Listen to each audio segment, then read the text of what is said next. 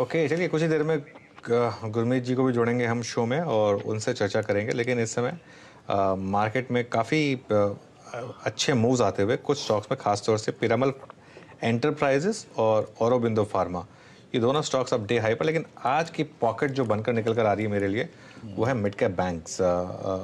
उसकी शुरुआत की थी आरबीएल बैंक ने, लेकिन अब आप उसमें जोड़ दीजिए सिटी यूनियन बैंक, अब आप उसमें जोड़ दीजिए फेडरल बैंक, और ये क्लियरली एक पॉकेट है जहाँ पर एक अच्छा खासा आउट परफॉर्मेंस। अच्छा, मिड कैप आईटी में भी बाइंग शुरू हो गई है। एम्फेसिस और फर्स्ट सोर्स बीरो, मुझे याद है पिछले महीने हमने 104 या 105 पर इसकी बात की थी कि ये एक स्टॉक है जिसने काफ़ी अंडर परफॉर्म किया, और अब अगर ये mid cap IT rally pick होगी तो सबसे ज़्यादा पोटेंशियल यहीं पर है। और वहाँ से देखिए क्या ज़बरदस्त मूव इस स्टॉक ने दिखाया। चलिए अब काम करते हैं। अब हमारे साथ कंप्लीट सर्कल कंसल्टेंट्स के सीईओ गुरमीत चड्ढा जी भी जुड़ गए हैं। गुरमीत जी, गुड मॉर्निंग। मैं सबसे पहले तो आपको फिर से शुक्रिया अदा करूंगा। बजट वाले दिन आपने स्पेशली ट्रैवल किया दिल्ली से मुंबई, हमारे साथ रहे, गेस्ट एडिटर रहे, और 8 बजे से लेकर 4 बजे तक आप लगातार हमारे साथ रहे, और उसका हमने रिजल्ट देखा है। और नंबर 1 आपका चैनल यूट्यूब पर, तो आप भी उस बधाई के इक्वल पार्टनर हैं। तो बधाई एक्सेप्ट करिए और शुक्रिया हमारी तरफ से। अनुज, बहुत बहुत बधाई मेरी तरफ से। और जैसा मैंने देखा जो जो हार्ड वर्क किया पूरी टीम ने, और जो कंटेंट था, मैंने खुद बहुत सीखा उस दिन। इतना डाइवर्स पर्सपेक्टिव, टैक्स को लेके, अलग अलग सेक्टर्स को लेके, अपने पॉकेट्स को लेके, बहुत ही बैलेंस था। मेरी अपनी लर्निंग बहुत बहुत अच्छी हुई। चलिए, तो बस अब उम्मीद करेंगे कि इसी तरीके से हम अ, अपने दर्शकों की भी लर्निंग्स और आगे बढ़ाते रहें और आप उसमें हमारी मदद करते रहें। गुरमीत जी, मार्केट पर क्या व्यू बन रहा है अब इस समय? एक काफ़ी मार्केट ने वॉलेटिलिटी देखी है, लेकिन अब लग रहा है मार्केट की थोड़ा स्टेबलाइज हो गया है और अब रेडी टू मूव ऑन। अनुज, थोड़े से साइंस हैं कंसोलिडेशन के। थोड़ा एफआई सेलिंग भी, अमाउंट आप देखिए, थोड़ा पिछले 3-4 दिनों में कम हुआ है। मेरा ये मानना है कि पूरा सिग्नल तो मार्केट कभी देता नहीं है, पर जब हमें थोड़ा सा ग्लोबल बॉन्ड यील्ड्स में स्टेबिलिटी दिखेगी, थोड़ा सा यूएस में कल बॉन्ड यील्ड्स फिर से एकदम से ऊपर गई फेड कमेंट्स के बाद, तो मुझे लगता है प्रॉपर स्टेबिलिटी आएगी। एक क्राइटेरिया हमें थोड़ा सा देखना है। दूसरा, मुझे लगता है कि जैसे जैसे ये जो नेगेटिविटी है सिस्टम में, अदानी ग्रुप को लेके थोड़ा सा उनका जो एक्सपोजर है बैंक्स में, थोड़ा सा अगर आप बैंक निफ्टी में स्टेबिलिटी देखेंगे, तो मेरे हिसाब से ये दो ट्रेंड हमें मॉनिटर करने चाहिए। एक बॉन्ड यील्ड्स मॉनिटर करनी चाहिए यूएस की, दूसरा हमारा अपना बैंक निफ्टी। और ये जो मूवमेंट्स हो रही है शार्प, अगर ये स्टेबल हो जाएगी, बट मुझे लग रहा है काफी हद तक कि बाजार कंसोलिडेशन रेंज में है। और रिटेल फ्लोज अनुज अच्छे हैं, हमने सिप के नतीजों में देखा। मैं खुद बहुत रिटेल बिजनेस ट्रैक करता हूँ कंप्लीट सर्कल में। रेजिलियंस बना हुआ है फिलहाल, जबकि पिछले 12-18 महीने का रिटर्न कुछ खास अच्छा नहीं है निवेशकों का। अच्छा, गुरमीत, एक चीज़ है, आई मीन, आपने फेड को सुना, आपने आपने यील्ड्स का जिक्र किया, आपने आरबीआई की पॉलिसी देखी, एक एक हंट या फिर एक बाजार, एक दिशा लेने की कोशिश कर रहा था या मन बना के बैठा था शायद कि हम अब रेट हाइक के अंतिम पड़ाव में हैं और शायद मोस्ट प्रोबेबली अप्रैल जो है वो अंतिम पड़ाव होगा। लेकिन इस बार की पॉलिसी में ये तो नहीं लगा कम से कम कि ये अंतिम पड़ाव है। आपका व्यू क्या है इन दोनों पॉलिसी से? क्या वो एक सेंस मिलना टर्मिनल रेट का या फिर रेट हाइक की प्रोसेस का एक टॉपिंग आउट जो है वो शुरू हो गया है? क्या वो हंट अभी भी दूर है काफ़ी? मुझे नहीं लगता है आप देखिए, यूएस में भी अगर आप देखेंगे, क्रेडिट कार्ड आउटस्टैंडिंग $1 ट्रिलियन है। स्टूडेंट लोन $1 ट्रिलियन के ऊपर है। उनका अपना डेट सीलिंग हिट लगभग हो गया है। मुझे लगता है कि बियॉन्ड एक्सेसिव टाइटनिंग के और परिणाम अलग हो सकते हैं। और ये हमने देखा है 2008 में, मतलब 13 रेट हाइक हुए थे, हालांकि छोटे छोटे रेट हाइक हुए थे 2003 से 7 में। तो एक बड़ा क्रेडिट इवेंट होने का रिस्क बढ़ जाता है। इंडिया में भी अगर आप देखिए, रियल रेट काफी अच्छा पॉजिटिव है। मुझे लगता है हम प्राइस स्टेबिलिटी के लिए ज्यादा हाइक कर रहे हैं, और सेंट्रल बैंक को थोड़ा सा निम्बल फुटेड होना पड़ेगा, क्योंकि इन्वायरमेंट ऐसा है कि आपको बहुत सारे मूविंग पार्ट्स हैं। मेरा ये मानना है, आपको इन्फ्लेशन में बहुत तेजी से गिरावट दिखेगी अगले 2 से 3 महीने में। और अगर आप बेसिक चीजें ट्रैक करेंगे यूएस की भी, रिटेल सेल्स ट्रैक करिए, अमेज़न या नाइकी के नंबर्स ट्रैक करिए, आपको रीजनेबल स्लो डाउन दिखेगा और थोड़ा लैग इफेक्ट से आता है। मेरा ये मानना है कि हम इंडिया में एटलीस्ट हम पीक आउट हो गए हैं, यूएस में शायद एक आध रेट हाइक हो रहा सकता है।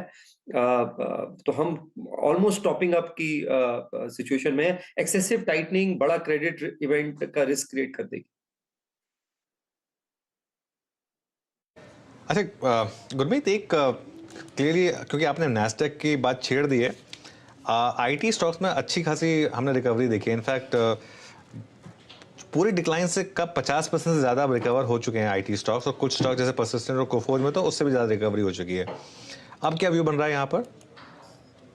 बाजार अनुज आप देखिए डिफरेंशिएट भी कर रहा है आईटी में। आप देखिए जहां नतीजे अच्छे आए मिड कैप आईटी में, जैसे केपीआईटी का नतीजा बहुत अच्छा आया। उन्होंने 6-7% का क्वार्टर ऑन क्वार्टर ग्रोथ दिया, नए लेबल्स ऐड हुए, टेक्निका वाले टाइप रेवेन्यू एक्रीटिव है, 840 आज 850 का नया हाई बनाया उसने। परसिस्टेंट के नतीजे बहुत अच्छे थे। इनफैक्ट उसके टॉप 2-3 क्लाइंट्स डीग्रो करने के बावजूद बहुत अच्छी ग्रोथ आई। डील विन मोमेंटम अच्छा था। हमने देखा अभी टीसीएस को एक सबसे बड़ी डील मिली यूके इंश्योरर से। तो जो मेरे क्लाइंट्स हैं काफी हैं, जो सीटीओ हैं सीनियर पोजीशंस में आईटी में, काफी ज्यादा जो डिजिटल ट्रांसफॉर्मेशन और कॉस्ट ऑप्टिमाइजेशन डील्स है उसमें तेजी है, उसमें अच्छी कंपनीज को जो है फायदा देखने को मिल रहा है। और जो run of the mill IT services company है, सिंपल आईटी सर्विसेज है, वहां पे शायद आपको थोड़ा सा सॉफ्टनेस है, तो वो आपको भाव में भी दिखेगा। तो मुझे लगता है ये डिफरेंशिएशन वाला साल है।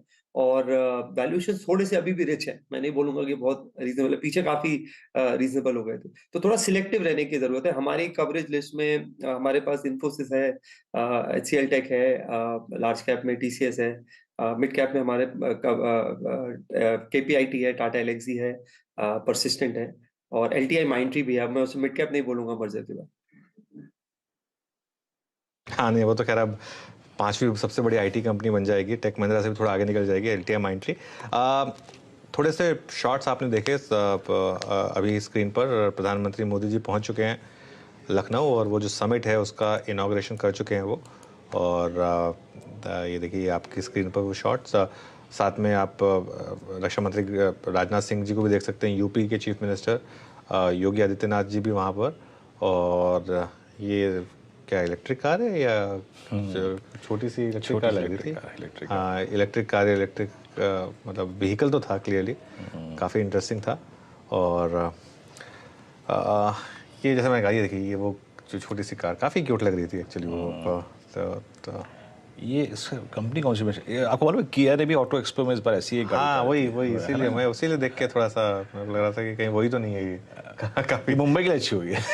ज़रूरी है, बहुत ज़रूरी है ऐसी अगर आ जाए मुंबई में तो बस। हालांकि मुंबई में भी थोड़ा मेट्रो पे जो काम हुआ है थोड़ा सा, एक बार होपफुली। लेकिन मैंने एक चीज़ नोटिस की है, आप कितना भी काम कर लो पब्लिक ट्रांसपोर्ट पे, ट्रैफिक फिर भी बढ़ता ही रहता है। जैसे दिल्ली में मैं देख रहा था, काफ़ी ट्रैफिक बढ़ा आपने हुआ है। गौर किया होगा, मैं इस बार जब मुंबई से रिटर्न कर रहा था, रात को 11 बजे मैं टर्मिनल 2 से बाहर निकला।